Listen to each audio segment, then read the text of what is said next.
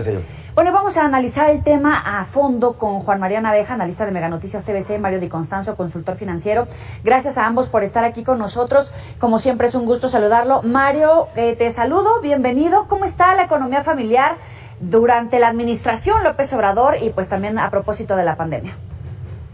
Mira, desafortunadamente creo que las cosas han venido empeorando y yo creo que se han venido recrudeciendo durante este 2021, durante este trimestre, por diversas razones, ¿no? Primero, desde antes de la pandemia, tú recordarás que la economía mexicana ya prácticamente registraba una recesión, se hace la tormenta perfecta con el tema de la pandemia, pero yo te diría al principal enemigo de la economía mexicana, que es ahorita el desempleo, o que era hasta hace algunos meses el desempleo, se ha sumado pues el crecimiento de los precios, impulsado por el precio de los energéticos, con encarecimiento de la canasta básica, es decir, de los alimentos, pero también ya con esta falta de empleo, y las personas que tienen empleo o que han podido conseguir empleo, pues estos salarios, lo que están percibiendo, pues es menor que lo que percibían antes de la pandemia. Entonces, sí, se está haciendo un cóctel explosivo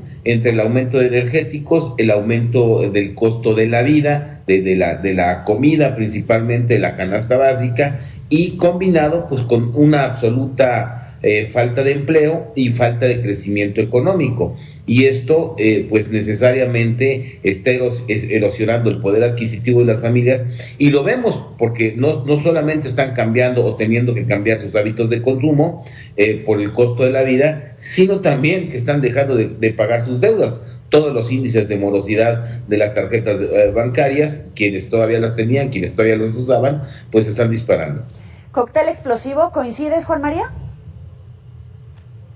Pues es difícil contradecir a un especialista de la talla de Mario. Mario es un hombre muy estudioso que conoce perfectamente cómo se mueve la economía nacional y la economía en general. Y yo aquí abundaría en aquellas cosas, Joely, que son fundamentales de lo que está sucediendo. Los apoyos que se están dando, que se canalizan a personas mayores o a jóvenes, no están teniendo un verdadero impacto, no están teniendo una incidencia en mejorar la economía. Te pongo un ejemplo, Joel, y a ver qué opina también Mario. En el caso... Parece que tenemos problemas con... ¿Qué pasaría? Vamos a tratar de recuperar la comunicación con Juan María para que ponga este ejemplo, pero quisiera abordar contigo, Mario, ¿cómo le pegó la pandemia a la canasta? Y si las decisiones que ha tomado el gobierno federal han contribuido a que la crisis se agrave, o las omisiones que ha tenido el gobierno federal lo han hecho, o hay otro tipo de ingredientes en este cóctel explosivo que mencionabas. Mira, un poco reforzando lo que comentaba Juan María, que es una cosa muy importante, los apoyos que ha dado el gobierno pues no se han traducido en un mejoramiento del consumo interno, no se han traducido en un mejoramiento del empleo, es decir, han sido meras aspirinas frente al cáncer que tuvimos. Simplemente hoy leía en la mañana que, por ejemplo, España, a todos los créditos que dio a las empresas para que además mantuvieran la planta o la fuente de empleo, pues simplemente lo está reestructurando y les va a dar 10 años de plazo a las empresas. Aquí no hubo ni siquiera créditos. Entonces, esto es bien importante porque pues ahí tenemos una idea de los países que intentaron hacer algo para salir adelante y los que no hicieron absolutamente nada. Ahora, tú sabes muy bien que las familias, pues entre menor ingreso tengan, destinan una proporción más importante de este ingreso a la compra de alimentos. Y si lo que se está incrementando es precisamente el costo de la comida, el costo de los alimentos, pues efectivamente esto puede implicar una pérdida del poder adquisitivo mucho más allá del aumento que se registrara en el salario mínimo. Tú recordarás que festejaban mucho estos incrementos que prácticamente han quedado liquidados con los incrementos en los precios de, como te digo, 2 dígitos. Ya lo veíamos, 30% del arroz, 30% del frijol, y no solamente eso, sino el costo de los energéticos, en donde ha pasado una cosa además muy nociva o muy complicada para el bolsillo de las familias.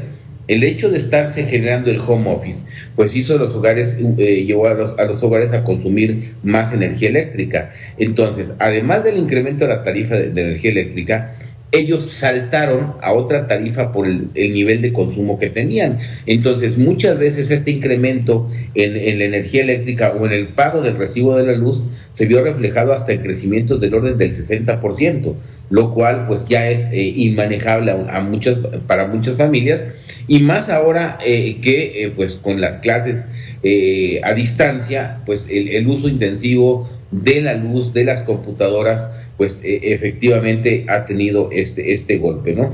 Entonces, por un lado los energéticos, por el otro lado los alimentos, y por el otro lado la falta de empleo o incluso los empleos generados menos bien retribuidos, pues evidentemente ese es el cóctel explosivo al que me estoy refiriendo, y se están pues viendo en los ¿cómo se llama?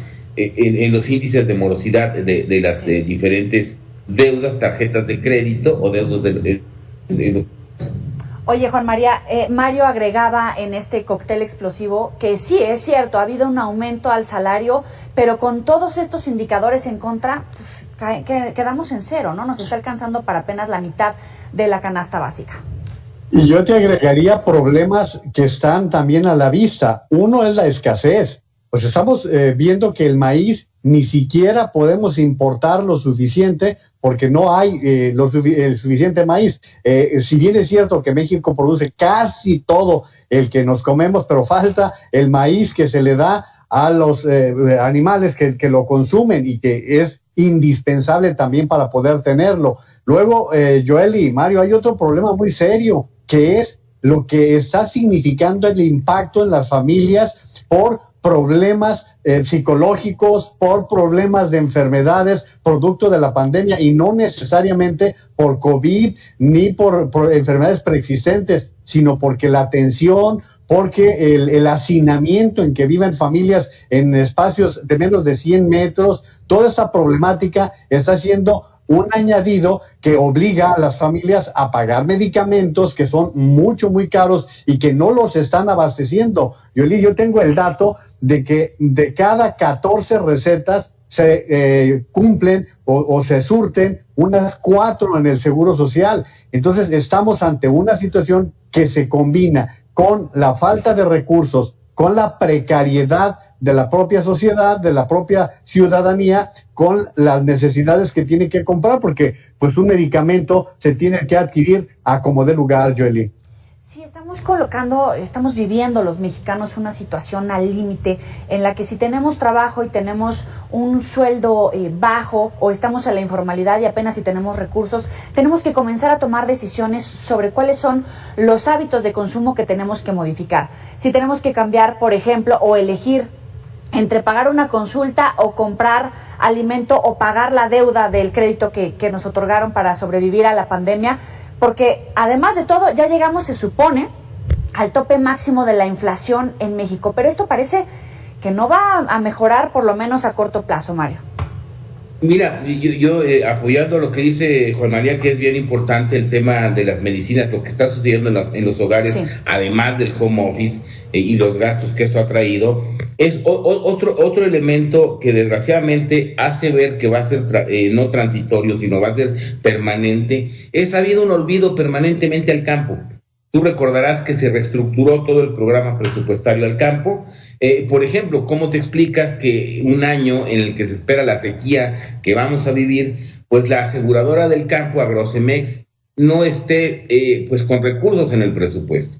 La política del campo que utilizó esta administración, los famosos precios de garantía, no han funcionado. Entonces, esto tiene mucho que ver pues con la baja en la producción de mucha comida, y que, como bien dice Juan María, somos autosuficientes, pero cada vez somos menos autosuficientes, y ahí la comida que estamos importando, el maíz que está alcanzando también cifras récord en los mercados internacionales, pues es un insumo para la producción de los demás bienes, la producción de ganado, y esto hace que incremente su precio. Entonces no va a ser tan seguro, no estamos tan seguros que vaya a ser un efecto transitorio de algunos meses. Yo creo que este tema del incremento en el precio de la comida se va a extender a lo largo del año, porque además los precios internacionales están creciendo y por el otro lado hay una escasez, como atinadamente lo mencionan, pero sobre todo la política del campo hacia el interior del país